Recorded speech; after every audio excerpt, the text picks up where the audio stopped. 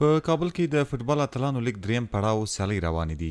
په دې سیالیو کې 12 لوبډلې برخه لري او د غراس پکې 12 بهرني لوبغاړي چې د پاکستان، ایران او نایجیریا هیواد څخه دي برخه اخیستې او له بېلابېلو لوبډلو سره لوبېږي. په دې لیګ کې ځوان افغان لوبغاړي وایي خوښ دي چې په هیواد کې دننه دا ډول سترې سیالۍ د بهرنیو لوبغاړو په شتون کې ترسره کیږي. دوی وایي له بهرنیو لوبغاړو سره یو ځای لوبېدل یې په ځان باوري کوي او ډېر نوي څه به زده کړي. موږ د لیګ نه او د خاصتا د ټیم لوبغاړو نه ډېرې تجربې اخیستې دي او ډېر نوي شیان موږ ترېنه زده کړي.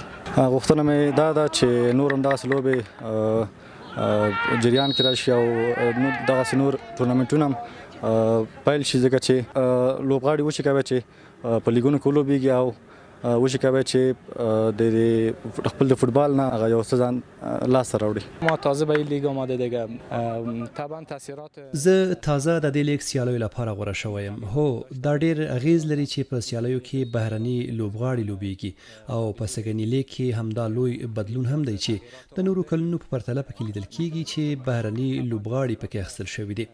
دا په موږ ټولو ځوانانو لوبغاړو ښه اغیز لري چې له دوی سره یو ځای لوبې وکړو. په دې سره زموږ د فوټبال کچه هم لوړیږي او لوبغاړي هم یو انګیزه پیدا کوي.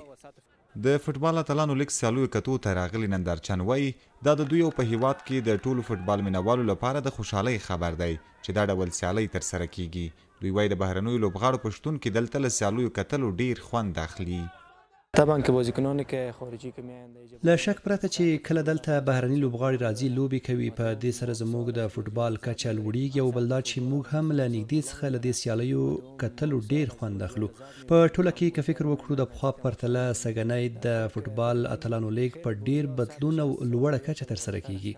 بسیار زیاد خوشحال هستیم به خاطر که موږ ډیر زیات خوشحاله یو دغه سیالۍ چې ترسره کیږي. دلته هر څوک راځي د خپلې خوښې لوبډله او لوبغاړي تشویق کوي او له بلې خوا دا د خلکو لپاره هم یوه ښه ساعتیري او تفریح ده. د اتلانو لیګ سیالۍ له تیرو 3 کلونو راهیسې د افغانستان د فوټبال فدراسیون په نوښت او کوربتوب په کابل کې جوړیږي. د فوټبال فدراسیون ویاند مصطفی هاشمي وایي د تیرو کلونو په پرتله تغییر دا دی چې په سږني درېیم پړاو کې بهرني لوبغاړي هم اخیستل شوي دي. حضور بازیکنان خارجی میتونه باعث جذابیت د بهرنیو لوبغاړو شتون کولی شي د سیالیو د ښکلا خوند او د ډیرو نندارچیانو د راتلو لامل شي.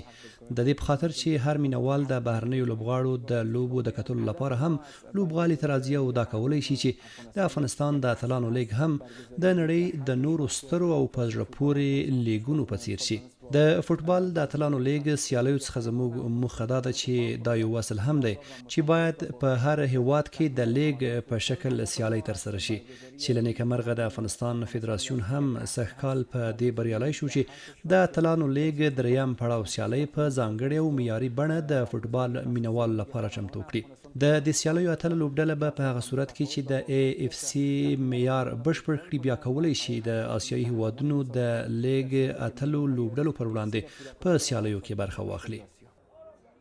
د فوټبال اتلانو لیګ چې سږکال درېیم پړاو دی د افغانستان کورنی لیګ دی او موخه یې دا ده چې د ټولو ولایتونو د فوټبال ځوانو لوبغاړو ته د مسلکي فوټبال کولو زمینه برابره شي.